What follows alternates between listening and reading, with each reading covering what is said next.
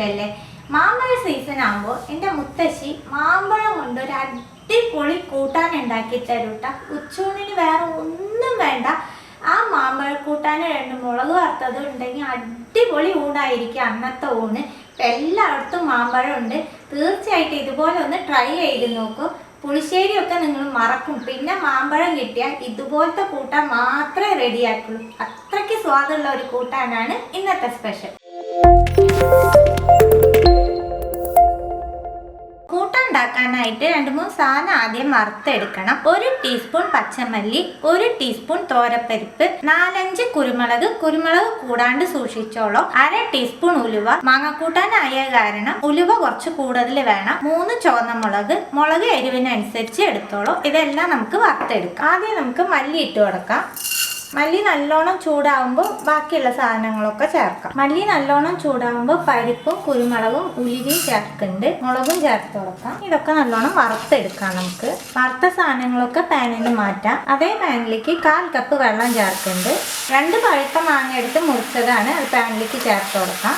1 പച്ചമുളക് ചേർക്കുന്നുണ്ട്, കുറച്ച് വേപ്പില, 1/4 ടീസ്പൂൺ മഞ്ഞൾപ്പൊടി. ഒന്ന് മിക്സ് ചെയ്ത് കൊടുത്ത് മാങ്ങ വേവിച്ചെടുക്കാം. മാങ്ങ വേവുമ്പോഴേക്കും വറുത്ത സാധനങ്ങൾ ഒന്ന് പൊടിച്ചെടുത്തിട്ട് വരാം. പൊടിച്ചെടുത്ത സാധനങ്ങളിലേക്ക് 1/4 കപ്പ് ചിരകിയ നാളികേരം ചേർക്കാം. 2 ടീസ്പൂൺ പുളി ഇല്ലാത്ത തൈര് വേണം ചേർക്കാനായിട്ട്. പുളി ഉള്ളത് പാടില്ല. വെള്ളം വേണ്ടി വരില്ല. വെള്ളം വേണ്ടി വരികയാണെങ്കിൽ കുറേശ്ശെ ചേർത്ത് നല്ല ഫൈനായിട്ട് അരച്ചെടുത്തിട്ട് വരാം. മാങ്ങ നല്ലോണം വെന്തിട്ടാൽ, നല്ല പഴുത്ത മാങ്ങയാണെങ്കിൽ പെട്ടെന്ന് വെന്തോളും. ഇനി നമ്മൾ അരച്ച നാളികേരത്തിൻ്റെ മിക്സ് ചേർക്കുന്നുണ്ട്. കുറച്ചും കൂടി വെള്ളം ചേർക്കാം.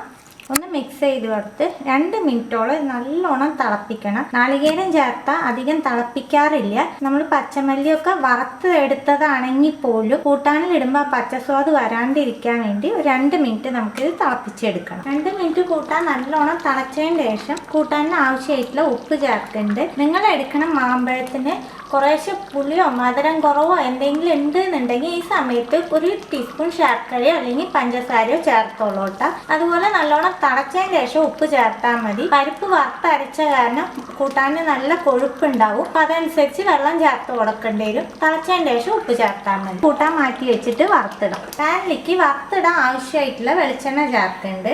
1/2 ടീസ്പൂൺ കടുക് ചേർക്കുന്നുണ്ട്, 1/4 ടീസ്പൂൺ ഉലുവ, 1/4 ടീസ്പൂൺ ചെറിയ ജീരകം, 3 ചുവന്ന മുളക് 2ആയിട്ട് കീറിയത്, കുറച്ച് വേപ്പില.